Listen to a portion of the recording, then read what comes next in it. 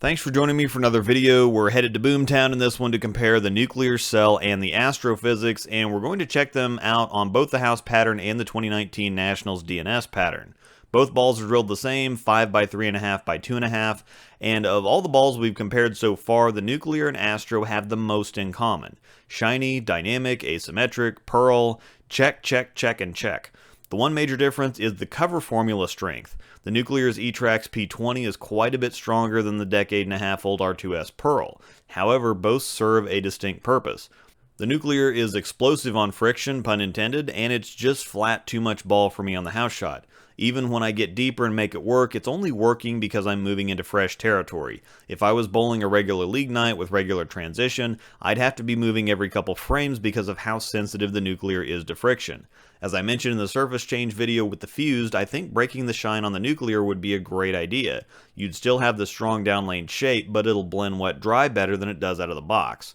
Looking at the Astro on the house shot as well, there's not a ton of difference. A sharp eye will notice that the Astro clears the fronts much easier than the Nuclear, and is a shade, and I mean an eyelash slower on friction.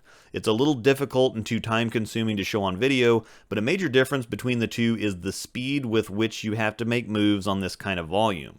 R2S Pearl needs far less oil to get it down the lane than E-Trax P20 does, so despite both being long and flippy and looking quite similar on the lane, the Astro handles friction quite a bit better and will be in play from the same zone quite a bit longer than the Nuclear will. This is the point of using a medium strength cover like this in a higher line on a stronger core. You get the friction response, you get the torque from the core, but in a more usable package. This is a very useful ball reaction on more medium conditions because usually the higher the line of ball, the stronger they get overall, and when you start going to lighter oil balls, you lose the ball reaction and ball motion of stronger equipment. With the Astro, you have the stronger roll without the overwhelming strength of the overall reaction. Storm isn't trying to charge a premium for quote-unquote old technology, they're building useful and diverse reactions. Moving to the 2019 Nationals DNS pattern, this is where we start to see the difference in the cover strengths. 28.4 mils of oil, which is quite high, 42 feet long, and the Nuclear is still digging through it. Even including the PhysiX and UFO, the Nuclear might be the most difficult ball I've had to film from second arrow on this pattern. It's just so dynamic and quick on friction that it was hard to get the ball to the pocket.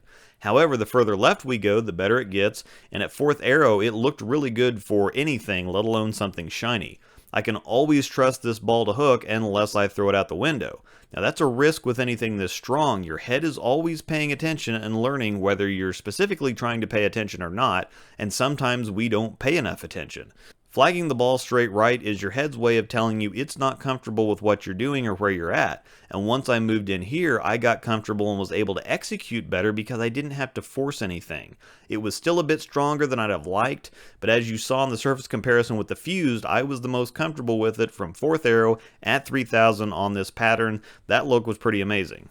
As we go to the Astro now, it was quite easy and fun even to film straight up the lane. It's a dynamic ball, but the lower strength of the cover let me hit it and roll it from straighter like I like to do, and because I could hit it and it'd still float, that creates a lot of confidence in execution, and from right of third arrow, that's about as much fun as I can have throwing a bowling ball. However, as we start to move deeper, it doesn't have the strength to help the ball get ready to hook when it hits friction.